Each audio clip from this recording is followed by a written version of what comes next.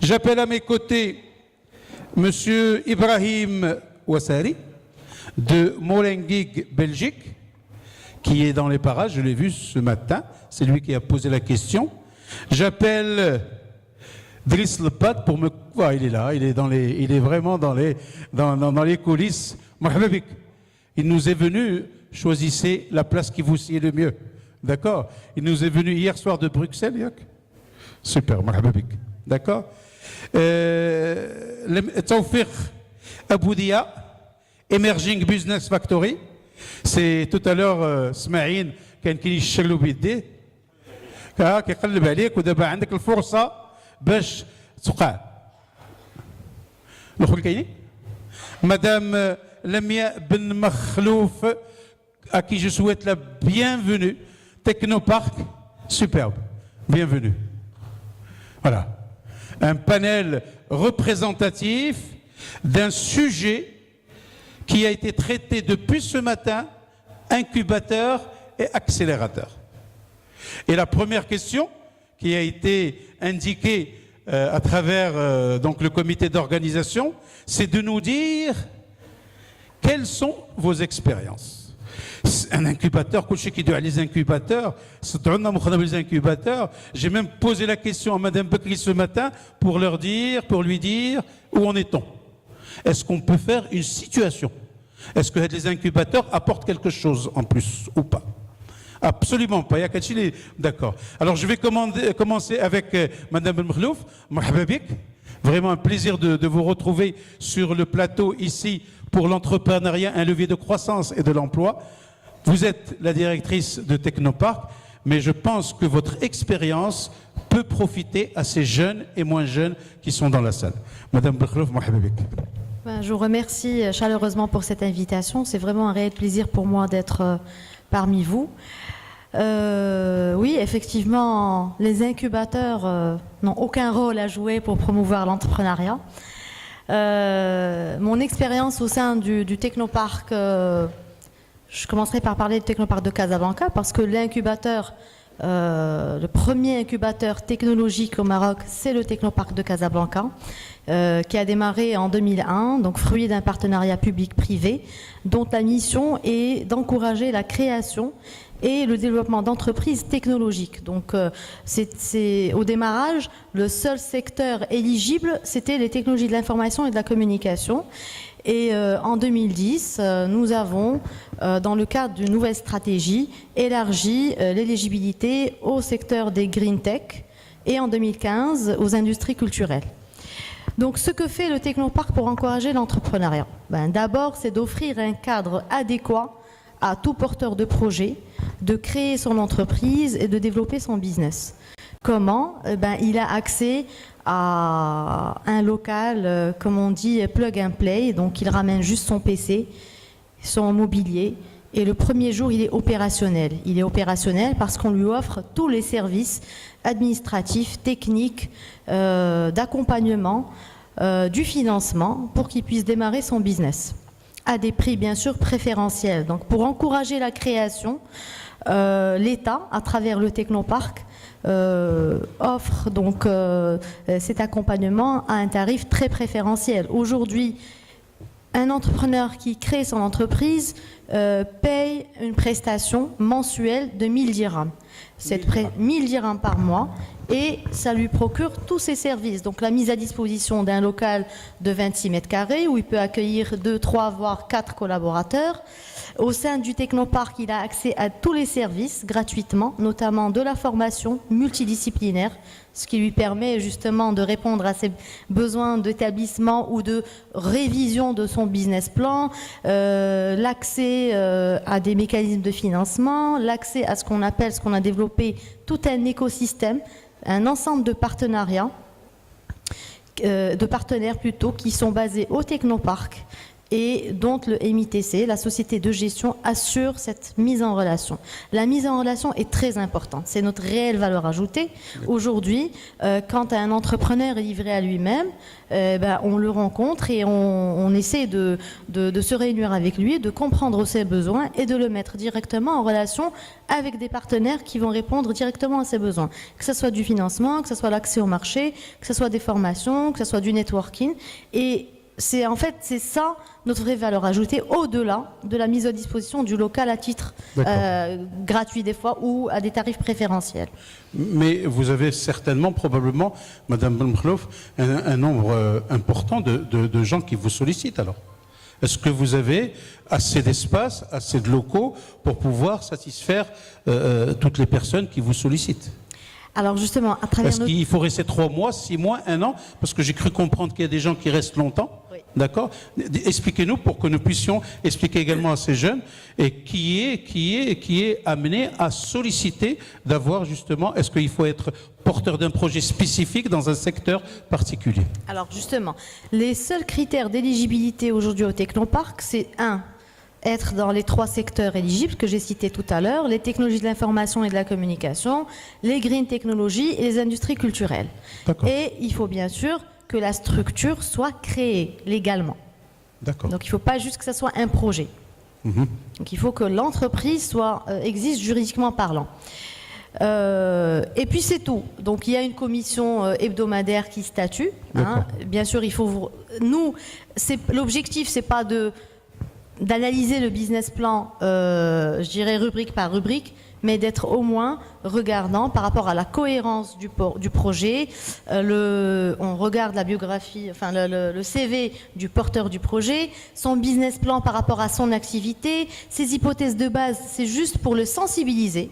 Parce qu'on a parfois des gens rêveurs qui mettent des millions de dirhams très rapidement au niveau des ventes, mais qui mettent une seule ressource.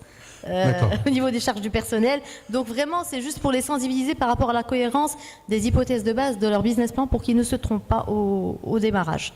Par la suite, donc, ces nouvelles créations, donc une entreprise nouvellement créée, elle est contractée avec le Technoparc via donc, un contrat de 18 mois. 18 mois ferme, un tarif préférentiel de 1000 dirhams. Renouvelable?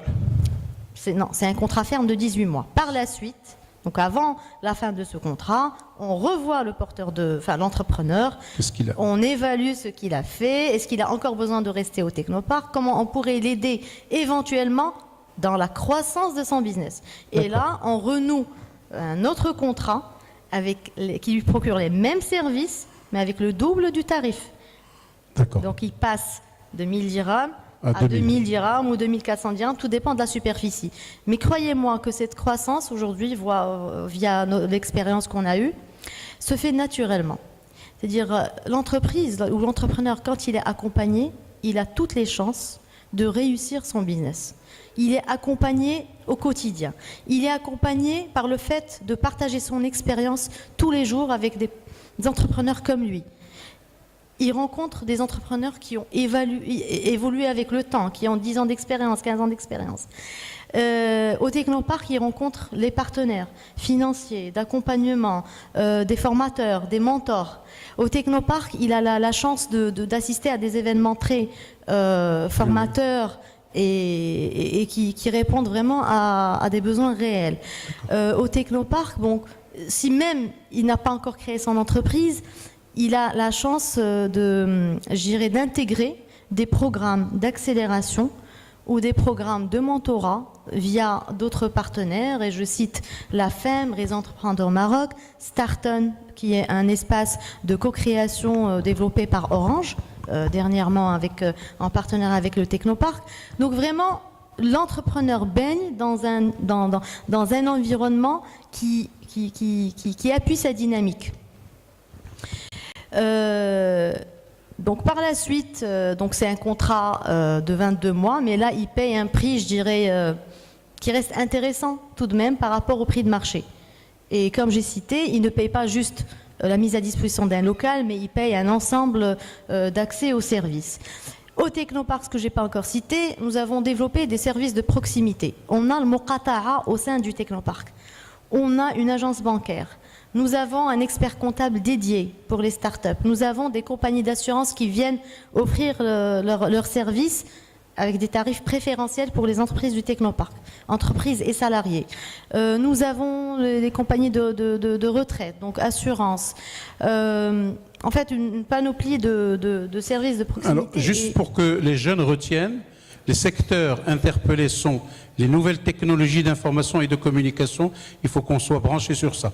Quels sont les deux autres, Madame Benmkhlef? Les green technologies, tout ce qui est développement durable. Et je crois aujourd'hui, c'est en vogue Oui. dans toutes les régions. Tout à fait. Il n'y a pas un porteur de projet qui n'est pas... Tout à fait, développement durable. Voilà, Et le développement troisième durable. Les industries culturelles, tout ce qui est autour de l'audiovisuel, de la créativité, de la musique, de l'art. Juste un petit aparté. La factory que vous avez au 8e étage. Au 8e étage. C'est quoi exactement? Elle porte vers l'entrepreneuriat, mais c'est quoi son mode de fonctionnement pour pouvoir... la bonne question qu'on va donner à Tsofert dans un petit moment. Quel est le rapport ou le traitement ou le processus de partenariat entre Technoparc et Factory? En 2017, donc moi j'ai été nommée en tant que DG fin 2016.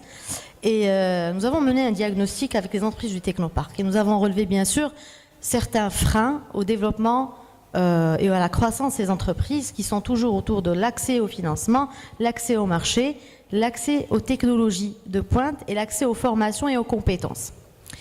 Et l'accès au marché, c'est quelque chose qui est beaucoup plus important que l'accès au financement. Parce que quand vous donnez un premier bon de commande à un entrepreneur, vous lui donnez sa première référence et ses premiers mécanismes de financement. Et avec la Factory, justement, en ce moment-là, nous, en tant que MITC, on cherchait à mettre en place un programme d'Open Innovation. Et en ce moment-là, donc, on a été sollicité par Mehdi Alaoui, fondateur de la Factory. Il m'a parlé de son programme d'accélération et qui tourne autour de l'Open Innovation, comment mettre en relation les corporates avec les startups. Et donc ce programme qui se déroule entre 3 et 6 mois commence par de l'accompagnement et se termine par un premier bon de commande qui est donc donné par la corporate à la start-up. Et c'est dans ce cadre-là qu'on a bâti ce partenariat fort important pour nous, donc qui rentre dans la stratégie et du Technoparc et de la Factory. Et aujourd'hui, je crois, il y a plusieurs personnes qui ont visiter la Factory, que ce soit dans le cadre du programme d'Open Innovation ou dans le cadre d'autres événements qui sont organisés au sein de la Factory. Mais vraiment, le message qu'on a passé, c'est que les grandes entreprises aujourd'hui et les corporates doivent absolument faire confiance aux startups et externaliser leur innovation en faisant appel à des startups compétitives, agiles et je dirais très pertinentes en termes de mise en place de solutions rapides et à très bon tarif. Donc satisfaite de votre partenariat avec Factory. Tout à fait. Belle transition pour aller chez Tsofert. La CNI tout à l'heure vous a interpellé à plus d'une reprise. Nous sommes vraiment chauds de savoir de quoi s'agit-il de ce fameux moteur chez Haja électrique durable. Expliquez-nous un petit peu ce projet que vous êtes en train de mettre en place, le fait de vous être installé à Marrakech, pourquoi? Est-ce que vous avez pour le proche avenir des envies de venir à El Jadida? Parce que nous sommes là pour encourager la ville, la région, et on a même demandé la décentralisation. On doit devenir comme la Catalogne, d'accord? Qu'en est-il au juste à Tsofert, s'il vous plaît? D'accord. Il y a plusieurs questions. Oui. Mais je sais que vous avez une capacité d'absorption qui est unique. C'est pour ça que je vous ai envoyé beaucoup d'input pour que vous nous donnez le output. Merci beaucoup. Je vais d'abord commencer... Avec plaisir, justement. Voilà. Je m'appelle Tsofert Aboudria, je suis un digital entrepreneur. J'ai démarré en 97-98. J'ai été payé pour des prestations digitales en 97-98, c'est pour ça que je dis que j'ai démarré. Mais j'ai fondé ma première entreprise en 2000. En 97, vous étiez déjà branché digital? Peut-être un tout petit peu avant pour l'histoire de branchement. Voilà. Mais pour la partie, au fait, Donc vous avez quand même anticipé le marché, hein? C'est magnifique. J'ai pas anticipé le marché, j'ai juste exercé un métier que j'aime. Pas du tout, au fait. J'ai un petit parcours un peu anecdotique. J'ai été matheux jusqu'au bac où j'ai échoué et je me suis converti à la littérature. J'ai refait un bac en lettres et j'ai démarré un cursus académique à la fac en philosophie. D'accord. Donc, فيك الفلسفة والحسابات. داكشي علاش كيقول حماق. Mais vous savez, Monterland dit une chose magnifique à ses sauveurs. Alors, il faut avoir l'air fou et être sage. Et vous êtes sage. Passionné, voilà. Parce que la passion, en fait, du latin pathos, donc quelque chose qui sort de la ratio, enfin, de tout ce qui est rationnel. Super. Quelque part, c'est traité comme de la folie. Les gens passionnés, les artistes, sont souvent les fous de la cité. Mais ce que je voulais dire, c'est que c'est assez intéressant, quand je partageais le cursus avec les jeunes, de dire que certaines fois, on trouve de l'équilibre à exercer deux choses. Moi, personnellement, je trouvais beaucoup d'équilibre à contrebalancer la journée qui était purement littéraire à la fac, avec la soirée où je travaillais. Éventuellement, mon premier job était dans un cybercafé le soir. Donc, ça a démarré avec ça. Et en parlant d'entrepreneuriat, j'ouvre rapidement la petite parenthèse. Quand j'ai bossé le soir dans un cybercafé, les parents, il y en a quelques-uns ici, je pense, le mien en tout cas, il me disait il ne faut pas les écouter. Il ne faut surtout pas les écouter. Les parents cherchent au fait une sorte d'assurance, des choses qu'ils ont vues, des frameworks qui ont été validés, qui ont été confirmés, mais en cherchant l'assurance, des fois, on peut éviter à son enfant un parcours où il serait éventuellement très épanoui. Donc, trêve de biographie, en tout cas de partie personnelle, la partie professionnelle que j'aimerais partager à titre de critique. Il y a un an, j'ai démarré le métier digital et j'ai commencé à bosser avec des gens. Enfin, mon premier vrai exercice, c'était en 2007, où j'ai fait quelques opérations en euros. Ça, c'est sympa d'exporter du service. C'est un peu différent de ce qu'on peut faire avec un riad ou un petit truc à Marrakech, une agence immobilière ou autre. J'ai précisé tout à l'heure ou pas que j'étais de Marrakech. Je suis un pur produit de Marrakech. J'ai été extrêmement créatif quand je suis parti de Marrakech 2 ans pour faire un DESA à Rabat. Donc, je n'ai pas eu la chance de poursuivre ma thèse, enfin de faire mon doctorat à l'étranger, mais c'est parce que je voulais lancer cette boîte. J'étais dans ce carrefour où soit je laissais derrière moi une femme que j'aime et le début d'une entreprise, soit poursuivre en fait un cursus académique. Et aujourd'hui, je ne regrette ni l'un ni l'autre.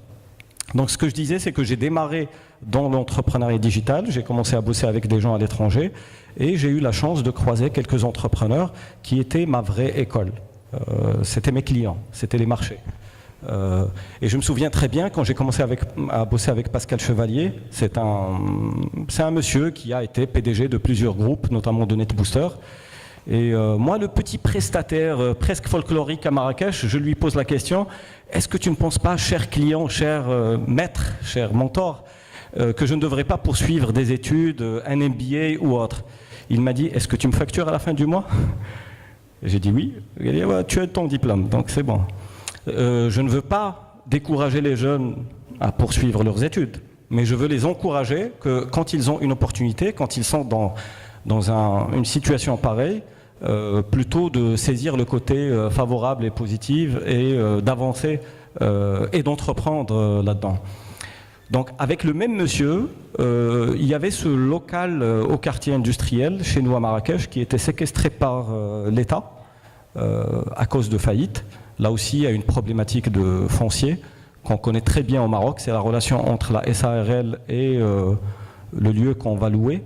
Je vous ai entendu tout à l'heure parler de 22 mois, c'est une astuce malheureusement à laquelle on recourt parce qu'on a des obligations de se séparer de certains loyers qui dépassent les 22 mois, sinon on parle de fonds de commerce. Je pense que le Maroc devrait innover sur ça. Je pense qu'on devrait créer un peu plus de flexibilité et d'agilité là-dessus, plutôt que de corrompre en fait, le marché par des problématiques, par l'entrepreneur foncièrement criminel. Donc, avec le même monsieur, on a récupéré ce local et on s'est dit qu'est-ce qu'on va en faire? C'est un local de 800 mètres carrés au sol, c'est pas Technopark, hein, c'est peut-être le garage de Technopark. Et on on a récupéré un local qui avait une âme, qui avait déjà du charme. C'était une ancienne usine de textile. C'est pour ça que quand j'ai voulu l'appeler, ça fait 2 ou 3 ans, je l'ai nommé Factory pour rester le plus proche au fait de l'essence et du sens d'ailleurs de ce qu'on allait faire. Et au lieu de penser un incubateur from scratch, on l'a fait comme on fait des startups, on l'a fait en agilité. On a démarré par occuper le lieu. Donc mon agence digitale, Webpeak, a été entre guillemets les autochtones de ce lieu-là. Et par la suite, j'ai commencé à héberger de plus en plus de gens, idéalement dans le même métier, ce qui était très compliqué pour moi, parce que j'avais une boîte à 20 salariés, j'avais un chiffre d'affaires, je paye plutôt pas mal mes salariés, et c'était très compliqué d'inviter d'autres agences à s'installer à côté de moi. Elles avaient peur que je débauche leurs salariés. Quelques-uns ont réellement joué le jeu et je les remercie jusqu'à aujourd'hui parce que ça nous a permis de créer une sorte de coalition, une mafia de digital entrepreneurs engagés. Et petit à petit, on a récupéré le modèle du 50 Partners que mon associé a cofondé à Paris et à Londres. C'est un incubateur qui est basé sur quelque chose de très très sain à mon sens. Ce sont 50 entrepreneurs qui ont mis la main dans leur poche. Chacun, il a mis 20 000 euros. Ça a créé un fonds. C'est un tout petit fonds, hein, c'est misérable par rapport à ce qu'on peut entendre, etc. Mais ça a créé un premier fonds d'amorçage et surtout, une implication directe et totale de ces business angels, puisque c'est eux-mêmes qui vont être les mentors. Et donc, ce qui récupère un tout petit peu l'essence de ce qui a été partagé un peu plus tôt. Ces mentors, ils ont la liberté d'ajouter des billets dans les startups. Donc, quand il y a un batch et qu'on a choisi 2000 candidatures, on va choisir 8, parce que c'est pas the family, c'est quelque chose de très sélectif. Eh bien, non seulement on va pourvoir la startup de ce fonds, qui est de 30 à 150 000 euros, mais à main levée, les business angels, ils peuvent rajouter jusqu'à 500 000 euros chacun. Donc l'investissement est important.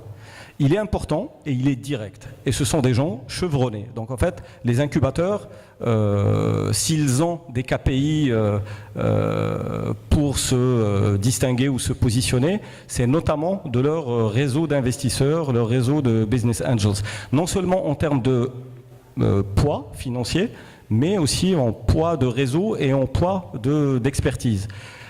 J'irai pas dans un incubateur. Aux États-Unis, en Asie, vous avez des incubateurs qui sont hyper spécialisés ou des VCs qui sont hyper spécialisés. Vous en avez qui ne font que tout ce qui est cosmétique. J'en ai croisé quelques-uns. Donc c'est quasiment irrationnel d'aller avec un projet dans l'agriculture, se positionner comme un candidat pour tel fonds. Et pourquoi ils font ça? Parce qu'au fait, dans leur table ronde, il y aurait des entrepreneurs mentors qui vont directement engager leur expertise et leur réseau vis-à-vis de ces gens-là. Donc au jour d'aujourd'hui, notre incubateur, il est un peu hybride. On a échoué sur énormément de plans, mais nous sommes en constante amélioration, en itération continue. L'itération continue, c'est quelque chose d'extrêmement rapproché du monde des startups. Une startup, tout à l'heure, je voulais rebondir sur ce qu'a dit Smaïl, non pas pour le corriger, mais pour le titiller comme il m'a titillé, c'est qu'il faut échouer. Mais il faut échouer très très très tôt. Lui, peut-être, il a attendu jusqu'à ce qu'il passe 1 millier de commandes. Il faut échouer à sa première commande. Ce sont des hypothèses qu'on émet, qu'on sort le plus tôt, le plus rapidement dans le marché, on vérifie est-ce que l'hypothèse marche, ensuite on passe à la prochaine itération. C'est ce qu'on fait pour nous-mêmes. Pour moi, EBF, c'est une start-up. Aujourd'hui, ce n'est pas quelque chose qui crée une valeur financière, mais c'est un écosystème où se mélangent beaucoup d'institutions. Nous avons été approchés par des groupes, par Air France. On a été rapprochés, mais on active très bientôt la relation avec des gens comme le groupe Accor en Europe. On bosse avec des groupes médias. C'est pour ça que nous sommes spécialisés IT et médias. Mon agence elle-même, je pense qu'on est dans un positionnement, je vais être prétentieux, de leadership sur tout ce qui est médias digitaux, puisqu'on gère une 50aine de titres digitaux en ligne. Je parle d'Automoto, Marie-France, Gourmand, etc. Et les startups qui sont innovantes dans ces domaines-là nous intéressent directement, un peu plus que d'autres qui sont sur des métiers qu'on ne maîtrise pas. Alors, je voudrais savoir, un modèle comme celui que vous avez implémenté à Marrakech, est-ce qu'il est facile de le dupliquer dans une ville comme El Jadida? Je pense qu'on peut le dupliquer un tout petit peu partout. Que faut-il au juste pour qu'on puisse aboutir et arriver à ces objectifs qualitatifs, quantitatifs que vous avez réussi à faire au bout de 2 ans, 3 ans, si j'ai bien compté un petit peu 2 ans et demi. Nous sommes aujourd'hui à 2 ans et demi. Est-ce que El Jadida peut vous offrir tous les éléments conjoncturels, structurels? Monsieur a parlé du foncier. Comment on peut faire pour que El Jadida puisse également se positionner? Parce que j'ai cru comprendre depuis ce matin qu'il n'y a pas beaucoup de ces incubateurs ici dans la ville d'El Jadida. Alors, personnellement, j'ai été chopé par les gendarmes.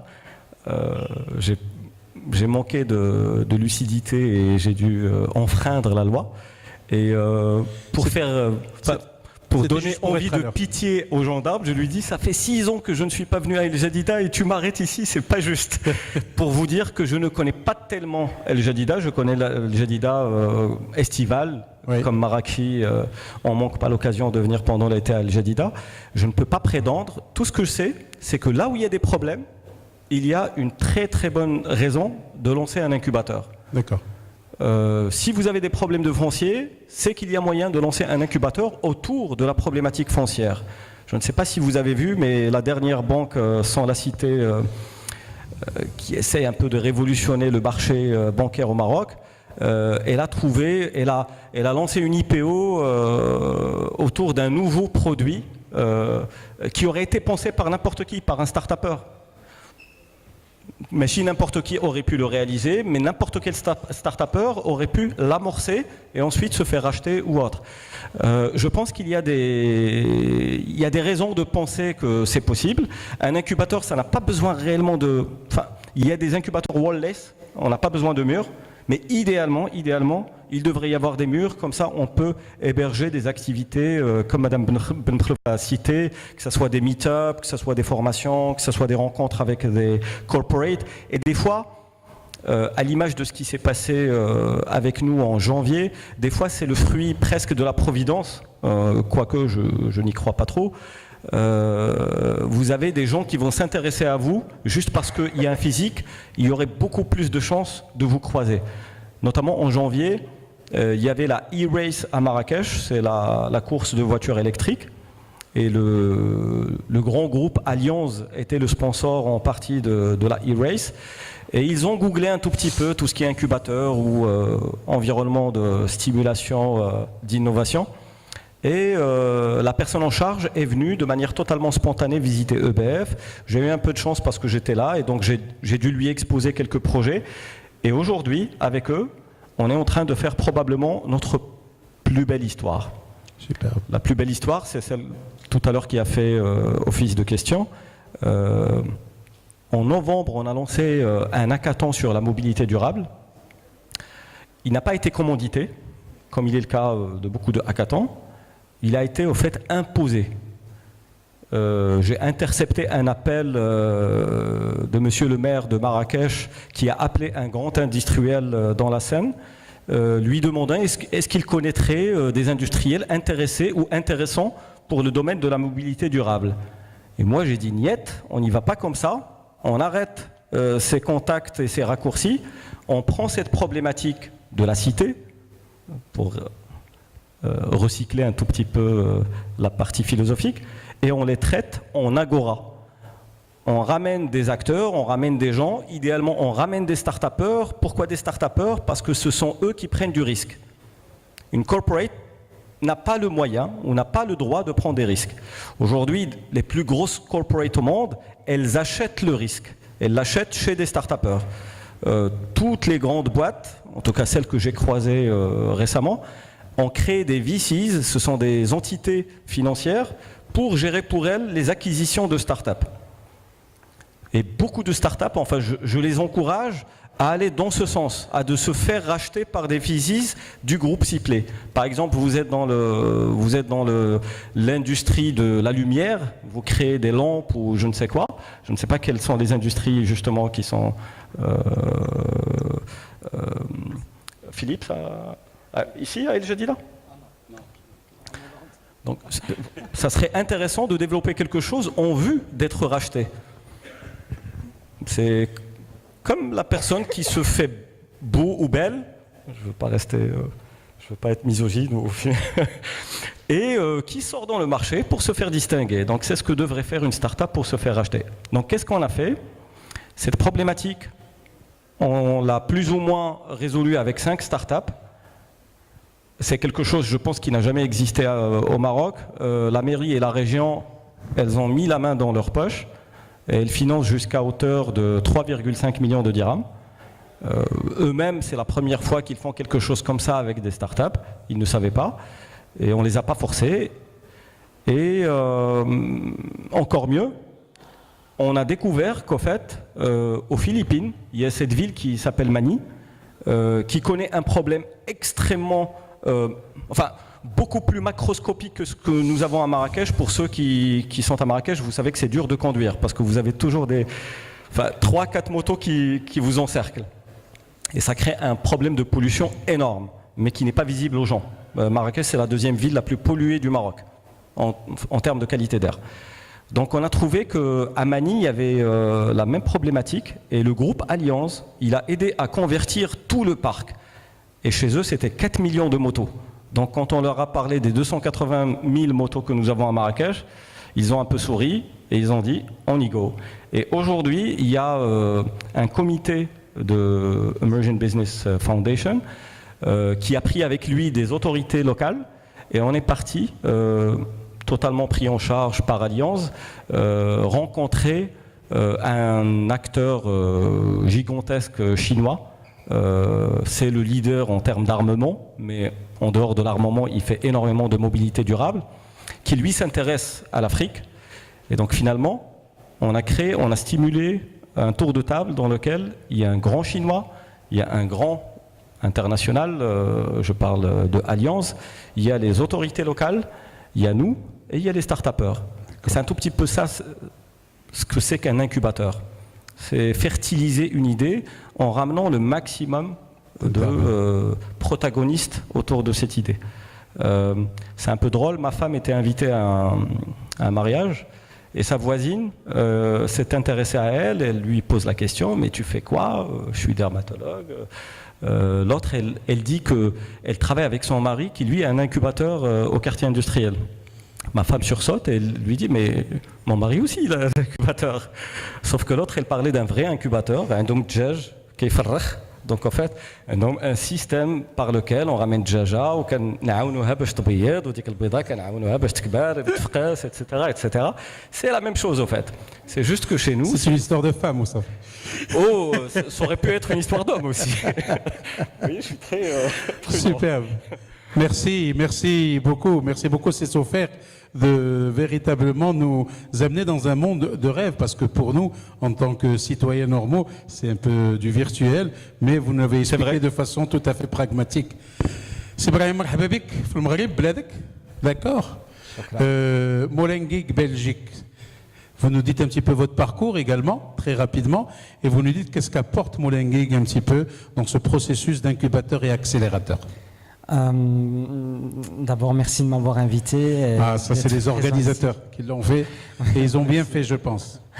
Mon parcours à moi, je suis né, j'ai grandi à Molenbeek, donc à Bruxelles. Et à partir de 13 ans, j'ai eu un parcours scolaire assez chaotique, donc ça veut dire que j'ai réussi aucune année. Donc voilà. Donc j'ai fait que rater depuis que j'ai 13 ans. Donc ça veut dire que si on veut faire des incubateurs, il ne faut pas réussir.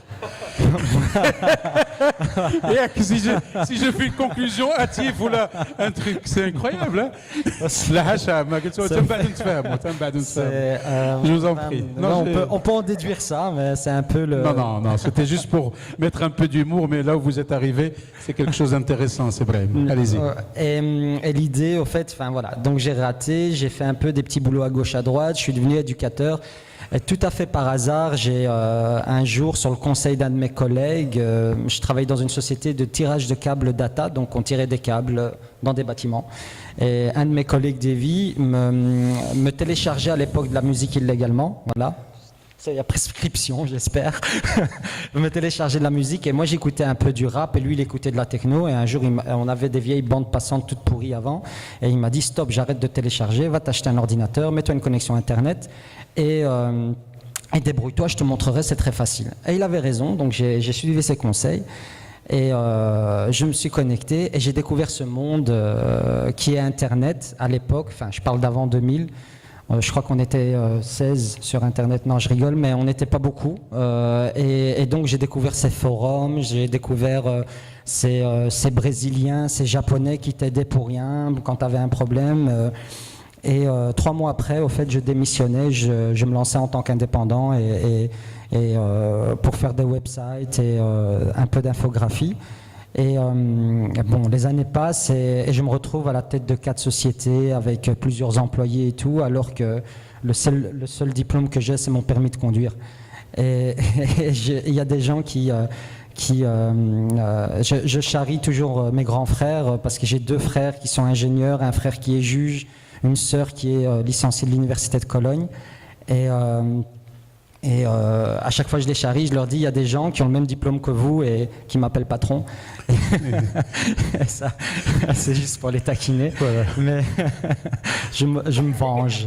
Et voilà. Et donc voilà, l'idée au fait de Molen Geek, c'est quoi ? C'est on avait un peu comme Toufik, on a lancé ça pour prouver aux jeunes que le monde des technologies est accessible, est terriblement accessible, même s'ils n'ont pas les diplômes requis. Actuellement, le monde des technologies est énormément marketé, donc il y a le marketing autour qui est toujours lié à de grandes sociétés, à des universités, ce qui font qu'il y a des gens qui ont raté à l'école comme moi, qui ne se reconnaissent pas du tout là-dedans et ils veulent juste pouvoir avoir un travail, conduire un bus, conduire un taxi et c'est suffisant. Alors que pour des jeunes éméreux de 2e, 3e génération, c'est un peu décevant. Moi, je crois que le parcours scolaire est adapté à la grande majorité des personnes. Par contre, il y en a certains pour qui c'est pas adapté. C'est pas pour ça qu'ils sont stupides ou qu'ils sont bêtes. Et c'est pour ça que nous, on a créé vraiment Molen Geek pour faire en sorte de rendre accessible ce monde des technologies à tous, sans aucune distinction par rapport au diplôme ou par rapport à la classe sociale ou autre. Donc tout le monde est le bienvenu. Donc à Molen Geek, on a des personnes sans diplôme, mais on a des universitaires, on a des gens qui viennent, qui sont entrepreneurs, qui gagnent leur vie grâce à leur entreprise, mais on a aussi des gens qui viennent pour développer leurs compétences. Donc comment ça a commencé ? Ça a commencé avec un Startup Weekend en mai 2015. Je précise la date parce que Molenbeek a été connu internationalement en novembre 2015, donc on l'a fait avant. Et on voulait l'appeler Startup Weekend Molenbeek, mais la grande organisation Startup Weekend Monde n'a pas voulu. Ils nous ont dit si c'est Molenbeek, c'est Startup Weekend Bruxelles. Donc vu que Molenbeek c'est une commune de Bruxelles, donc on l'a appelé Molen Geek. C'est comme ça qu'on l'a appelé Molen Geek. Et donc on a vraiment pas surfé sur le nom non plus, donc on l'a fait bien avant. Et on l'a fait vraiment pour permettre à une certaine catégorie des citoyens de pouvoir se lancer et de pouvoir développer leurs compétences et leur carrière dans le domaine des technologies. Et entre-temps, donc on a lancé ça et maintenant on est soutenu par Google et Samsung, par le gouvernement fédéral aussi. Et ce qui nous a permis de développer beaucoup de choses parce qu'il y a eu des jeunes qui venaient avec des idées, donc on les aidait à entreprendre. Il y a des jeunes qui venaient avec des compétences techniques parce qu'ils allaient à l'école, donc on les mettait en contact avec les jeunes entrepreneurs. Et puis il y a énormément de jeunes qui venaient sans idées et sans compétences techniques. Et là, avec ça, qu'est-ce qu'on a fait ? C'est qu'on a développé une coding school, donc une école, c'est une formation de 6 mois intensifs pour apprendre à coder. Donc on devient web développeur full stack et surtout on leur apprend à apprendre par eux-mêmes et c'est du learning by doing, donc ils ont énormément de pratique, très peu de théorie. Et c'est pas vraiment une école, ça s'appelle une école, mais au fait, s'ils sont là, c'est parce qu'ils supportent pas l'école. Donc on a tout fait, c'est vraiment une nouvelle méthodologie, c'est assez innovant, c'est une pédagogie aussi adaptée. Et donc on fait en sorte, on est un incubateur, mais pas que. Avec la Coding School, avec les événements qu'on fait, avec toutes les activités, on considère qu'on est un écosystème. On essaie de créer une communauté citoyenne, bottom-up, qui vient des citoyens et qui essaye de monter vers le haut et qui essaye de résoudre les problèmes que chaque citoyen a. Et c'est important ce qu'on disait tout à l'heure aussi, c'est que nous, on ne se focalise pas sur les levées de fonds, on se focalise sur les clients. Donc, si on doit faire un business, c'est qu'on a des clients, c'est qu'on doit facturer d'abord. Pourquoi ? Parce que pour faire une levée de fonds, il faut un business plan et il faut des investisseurs. Les investisseurs, ils sont intéressés par le produit, par le marché, mais surtout par l'équipe. Et quand tu viens avec une équipe, c'est des jeunes de Molenbeek sans diplôme, c'est un peu risqué. Donc voilà, donc ils n'arrivent pas à lever des fonds. Et nous, l'idée, donc, ce qu'on leur dit, c'est de faire leur première facturation. Et à ce moment-là, ils n'auront plus rien à prouver à personne, vu que c'est la comptabilité qui va parler et qui va prouver le concept. Et donc voilà, et l'idée c'est vraiment aussi de faire en sorte de transmettre cette mentalité de création de communauté. Ça veut dire que nous on crée des entreprises pour qu'elles restent locales, pour qu'elles engagent local, pour qu'elles créent de l'emploi, pour qu'il y ait de la plus-value. On ne veut pas de licorne, on n'a pas besoin d'avoir un autre Google et Samsung, ou un Facebook. Nous on croit que, on le croit pas, c'est un fait, il y a énormément d'entreprises dans les technologies qui ont 6 employés, 7 employés, qui gagnent très bien leur vie et qui arrivent à payer leur maison, leur crédit, leur loyer. Et on n'a pas besoin pour nous, on n'a pas besoin de valoir des milliards. C'est pas ça qu'on veut. On veut créer quelque chose qui a du sens, quelque chose qui est plus éthique. On court pas après les licornes, on court vraiment par rapport à l'employabilité des gens. Et qu'est-ce qu'on essaye En fait, ce qu'on a fait, si on regarde un peu de loin, c'est qu'on a essayé d'amener un monde d'opportunités à des jeunes en manque d'opportunités et vice-versa. On a amené un écosystème qui est en manque de ressources humaines, énormément de ressources humaines qui pourraient s'y investir et la développer. Molenbeek au Maroc, c'est faisable? Ah, on a déjà commencé avec Minaj Liki et l'APF, donc voilà. Donc, c'est ta famille. Donc, Inch'Allah, sur El Jadida? Sur El Jadida, ça peut l'être sans problème, mais ce qu'on disait tout à l'heure, et ce qu'Ismaël disait tout à l'heure, c'est que ce qui est primordial, ça doit être des initiatives locales. Nous, si on vient et qu'on dit « Ah, c'est comme ça qu'on fait un incubateur à la Molenbeek », on donne des bases, on donne des lignes directives, mais ça doit être à la sauce El Jadida ou à la sauce marocaine. Nous, on va venir avec une sauce belge qui ne sera pas adaptée. Et il faut des rôles modèles marocains, il faut des rôles modèles d'El Jadida. Oui, ça adapte. Moi je suis persuadé que ça pourrait fonctionner à Al Jadida, surtout, comme Toufik disait tout à l'heure, surtout s'il y a beaucoup de problèmes. C'est là que ça amène des solutions, parce que s'il y a des problèmes, s'il y a des jeunes qui ne trouvent pas d'emploi ou qui veulent s'investir ou qui ont envie, c'est surtout la motivation qui est super importante et pas le papier ou ce qu'on dit, en tout cas les diplômés qu'on a chez nous et les diplômés que je connais, souvent nous on a des jeunes qui viennent me voir en me disant ouais, voilà Brahim, j'ai un projet, j'ai envie de faire ça, j'ai trouvé tel collaborateur, tel, mais je suis encore à l'école, il me reste 1 an ou 2 ans. Et je lui fais mais si ton projet, tu as tes clients, pourquoi il me fait c'est pour mes parents. Le papier, c'est surtout pour l'accrocher au-dessus de la cheminée des parents et pour dire ouais, Woldi il est tel et Woldi il est tel. Alors ils se sacrifient des années de leur vie, ils se freinent pour faire en sorte de faire plaisir à leurs parents. Même s'ils ne le montrent pas, ils essaient de vous faire plaisir. et donc l'idée aussi, c'est nous, par exemple, on est en train de collaborer avec l'instruction publique pour que dans notre formation, on puisse délivrer le CESS, qui est l'équivalent du bac. Donc on peut rentrer à l'université avec ce papier-là. Pourquoi on le fait alors que je tiens un discours pareil ? C'est parce qu'il y a des jeunes de 16, 17 ans qui viennent, qui veulent s'investir dans l'informatique, mais à à cause de leurs parents, je mets des guillemets, hein, ils sont obligés de continuer à faire de la mécanique dans le cursus normal juste pour avoir le diplôme de mécanique. Ce qui est juste aberrant, on perd des années comme ça d'énergie qui sont polluées parce qu'on a toujours cette mentalité de croire que c'est le diplôme. Maintenant, je ne suis pas anti-école. Molenbeek, on est en partenariat avec l'ULB, la VUB. Donc l'ULB, c'est l'Université libre de Bruxelles. La VUB, c'est l'équivalent, mais en néerlandophone. On collabore avec eux énormément. C'est des gens qui sont à l'écoute de tout ce qu'on fait. Donc ils trouvent qu'on est une solution plus que des concurrents ou autre chose.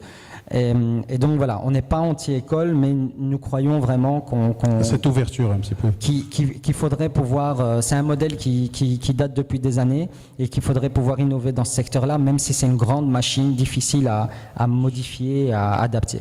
Voilà, merci, parce que j'ai beaucoup aimé ramener un monde d'opportunités à ceux qui manquent d'opportunités, et ça je le retiendrai pour l'histoire. Nous remercions les intervenants de ce 4e et dernier panel, et bien sûr, questions pour l'audience. J'en étais convaincu sûr. Nawel Bekri Maya. Allez, encore un petit effort, il ne reste plus rien. Pour Hababik.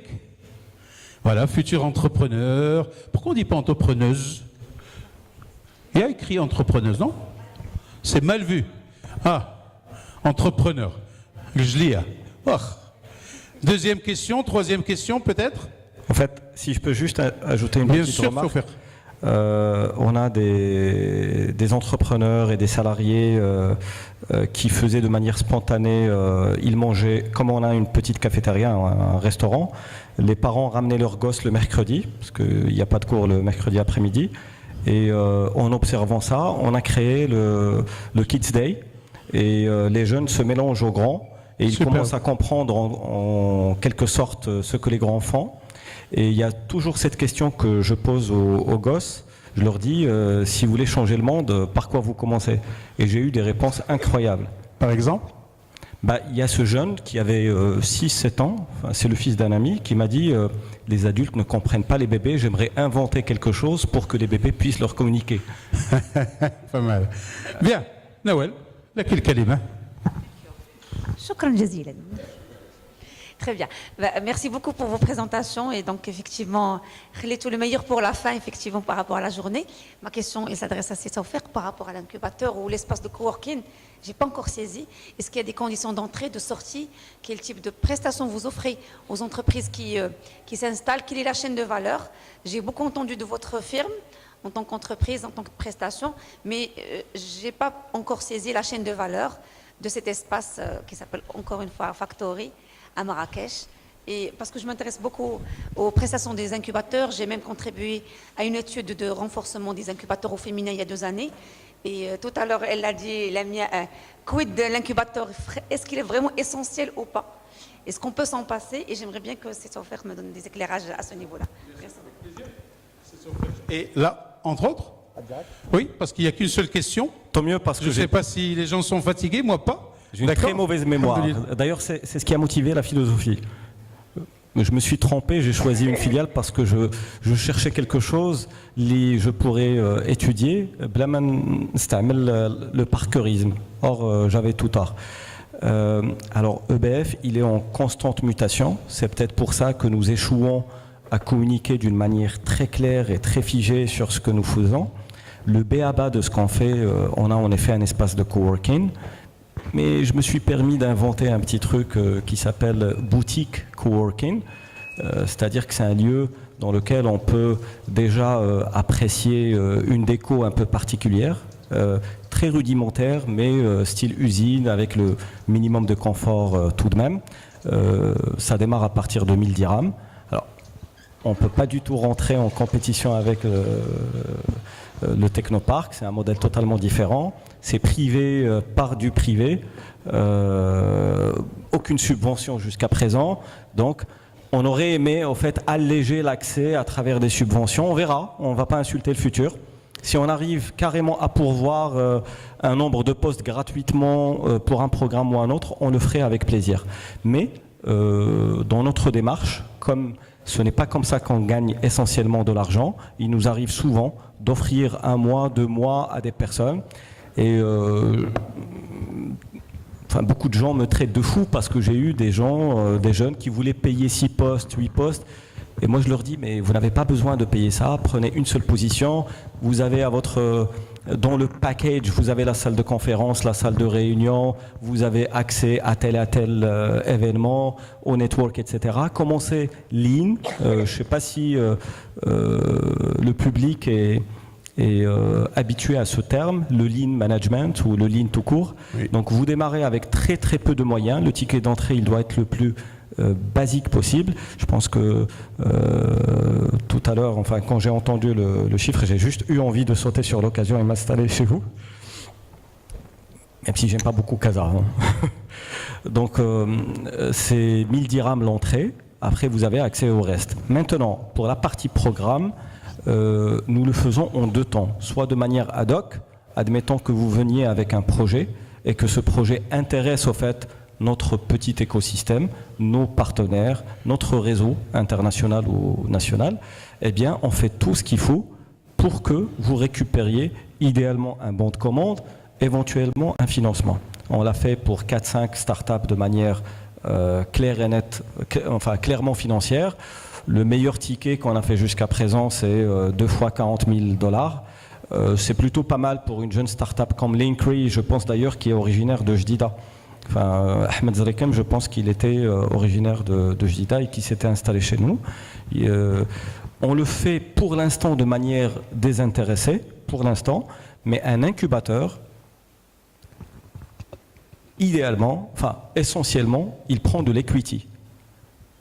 Vous venez avec votre projet, votre équipe, et on fait en sorte à ce que ça marche, mais en contrepartie, vous cédez entre 5 à 10% de votre boîte. Donc c'est ça EBF en tout aujourd'hui. Soit, je disais, de manière ad hoc, soit de manière un peu plus organisée. C'est ce qu'on essaie de faire à travers ces batchs de hackathon, même si j'aime pas trop le terme, où on récupère une problématique majeure avec un marché majeur. Et à ce moment-là, on appelle des gens, qu'il s'agisse de gens déjà en activité, idéalement, parce qu'on est sur une petite maturité quand même des startups, ou alors, comme ce qu'on a vu, on a vu des groupes à la fac Semnalia, qui travaillent sur la problématique, et ils sont lauréats de notre dernier programme, et ils vont recevoir ce financement des 3,5 millions de dirhams, partagés entre les 5 startups. C'est pas par startup, ça aurait été trop beau. Donc c'est ça EBF. Nous avons quelques perks, quelques petits avantages. Par exemple, à travers le partenariat avec Air France, nous avons des billets gratuits qu'on peut vous disposer. Nous sommes limités, donc on fait en sorte à ce que ça soit le plus rationnel possible. On ne va pas vous les offrir pour vos vacances, mais si vous avez un partenaire ou un forum ou un salon auquel vous voulez vous représenter à Paris ou autre, enfin, bientôt on va envoyer une start-up à Taipei en juin. Il y a une très belle start-up que nous avons qui part, frais pris en charge par Air France. Et c'est quelque chose qu'on fait aujourd'hui juste parce qu'on est passionné et on veut absolument bouleverser la scène digitale de la région de Marrakech-Safi. Donc je ne sais pas si j'ai répondu, mais je suis persuadé que c'est d'autres petites choses. Merci, c'est Sofer. Lamia Ben Mkhlouf, vous voulez rajouter quelque chose, un élément que vous n'avez pas pu exprimer ou allez-y, je vous en prie, un plaisir. Peut-être que ce que j'ai pas dit, c'est qu'on est sur une stratégie de duplication régionale. On a bien sûr démarré à Casablanca et vu le succès qu'on a réalisé en termes d'accompagnement de start-up, donc depuis le démarrage, on a accompagné 1000 start-up et PME. Donc aujourd'hui, nous existons aussi à Rabat depuis 2012 et à Tanger depuis 2015. Et nous sommes actuellement sur un projet d'ouverture à la ville d'Agadir. Merci. Merci pour toutes ces informations. Merci. Mesdames, Mesdemoiselles et Messieurs, en mon nom personnel et en votre nom et au nom du comité d'organisation, je remercie Lamia Ben Mkhlouf de Technopark, Tawfiq Aboudia d'Emerging Business Factory et Ibrahim Ouassali de Molengeek Belgique de nous avoir fait le plaisir de finir en beauté ce 4e panel incubateur et accélérateur. Anisati, Sayyidati, Sadati, Ayyuha al-Hudur al-Karim al-Muta'alliq. D'abord, mes remerciements de la confiance placée pour mener à bien mon rôle de maître de cérémonie et de modérateur pour la première édition. Merci Sidris, merci Rachid. شنو؟ ما؟ لا داك ما تنساش عندي مقيد ما تنساش حسب شي حاجه جديده شي بانيل خامس باغي ديروا ليها السي دريس ولا شي حاجه داكور. Ok, donc je reprends là où j'étais. Donc on remercie, nous remercions nos partenaires institutionnels, le sponsor officiel, les partenaires et le producteur d'avoir fait, je pense, de cette première édition pour un coup spécifique, ce fut un coup de maître, sincèrement par la richesse que chaque fois j'apprends en tant que modérateur. Sincèrement, aujourd'hui, j'étais baigné dans un monde que je ne connais pas beaucoup, il faut l'avouer, hein, d'accord, parce que je connais la relation entreprise, mais aujourd'hui, incubateur, accélérateur, je suis véritablement bien parti pour animer la conférence de ce soir à Casablanca à 8h30. Je suis en pleine accélération. أنساتي سيداتي سادتي أيها الحضور الكريم بكل مودة أقول لكم شكرا جزيلا وبكل إخاء نتمنى لكم كل اليمن والازدهار وبكل تواصل نجدد إن شاء الله اللقاء في فرصة أخرى بمشيئة الله هنا بمدينة الجديدة وبكل حفاوة نرجو للجميع العفاف والكفاف والغنى عن شر الناس. Ramadan Mubarak, Inch'Allah bi'idna Rabbina. Je vais demander, pour marquer cet événement, de me rejoindre tous pour une belle photo de famille. Ça vous dit? S'il vous plaît, venez tous, soyez les bienvenus, vous restez assis. Oui, oui, non, ils vont venir, ils vont monter. Tout le monde aujourd'hui a été acteur de réussite. Merci à la régie, merci à la sono, merci aux photographes, merci à ceux qui nous ont permis de déjeuner, merci à la ville d'El Jadida d'avoir été accueillante et hospitalière. على هذا نودعكم ونلتقي بعضنا بعض في فرصة أخرى بمشيئة الله. À très vite. Tout le monde monte, les équipes d'accueil, les étudiants, les professionnels, l'association entre elles. Il faut absolument qu'il y ait 5 qui s'assiedent. Et des gens derrière et des gens devant. Le verdier,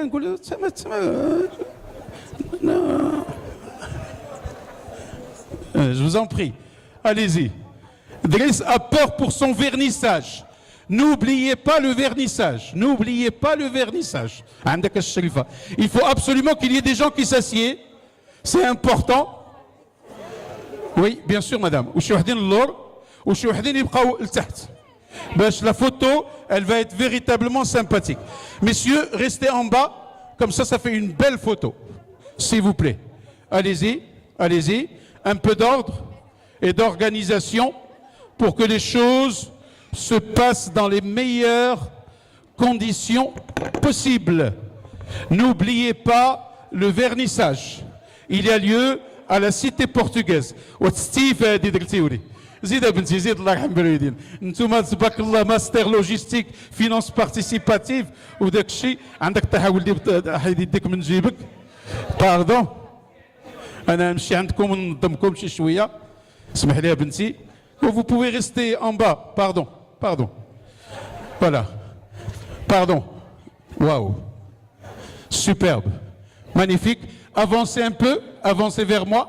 Magnifique. الصغارات قدامي والكبارات تبارك الله من عند الله. هذا سوبرب. هذا اللي عبر عيتي. فاتيكي. سوبرب. اجي بنتي اجي قدام هاد الشباب.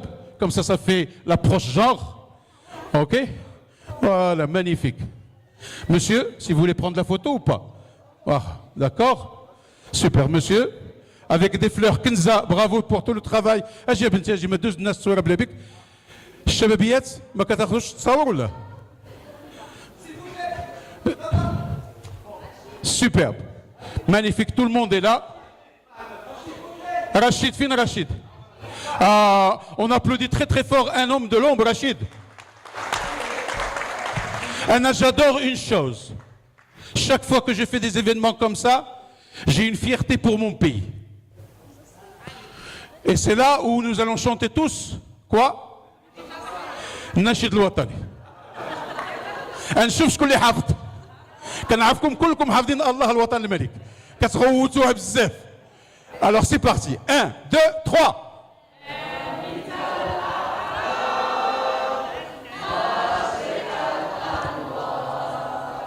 منتدى السؤدة وحبا منتدى وحبا عشت في الأوطان للعلا عنوان ملء كل جنان يلا بي بي ها لا بليدة في إخ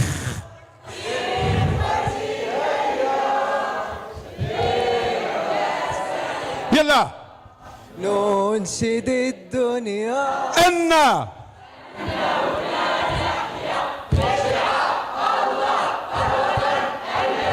Merci.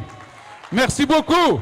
Merci à l'association Entre elles. Merci à la CGM. Merci à tous les partenaires, Tectra, Anapec et tous ceux qui ont contribué de loin ou de près à la réussite de cet événement. Merci. Shukran jazilan.